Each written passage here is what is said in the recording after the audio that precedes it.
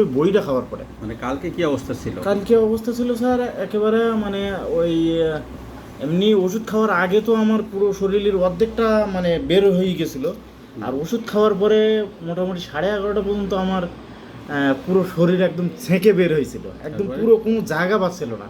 আচ্ছা। এরপরে 11:30 পরে, রাত 11:30 পরে দেখি যে আমার অবস্থা ভালোর দিকে যাচ্ছে এবং আমার পুরো শরীর আস্তে আস্তে মানে কন্ট্রোলের দিকে যাচ্ছে এবং আমি মোটামুটি আরাম পাচ্ছি।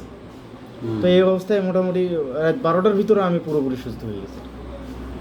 এত তাড়াতাড়ি ভালো হয়ে গেলেন? এত তাড়াতাড়ি স্যার আল্লাহর রহমতে, আপনাদের দোয়ায়, এটা আমার ইচ্ছা ছিল যে আমি হোমিওপ্যাথির চিকিৎসা হব, এবং আমি ছোটোবেলা থেকে শুনে আসছি যে এইসব রোগের হোমিওপ্যাথিতে খুব ভালো উপকার করে।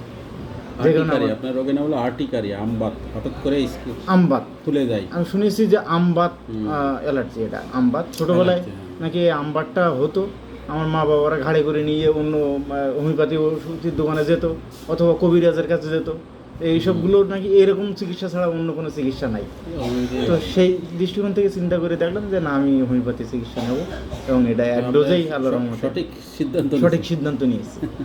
এবং আধা ঘন্টার ভিতরে আমি সঠিক সিদ্ধান্তটা নিয়েছি, যেটা আমারও হয়তো ঘুরে যাচ্ছিলো। চিন্তা করছিলাম যে আমি এলোপ্যাথি বড় ডাক্তারের কাছে যাওয়ার একটা সিদ্ধান্ত, স্কিনের ডাক্তারের কাছে যাবো, স্বাস্থ্যসেবায়, এরকম একটা খুব ইচ্ছা ছিল।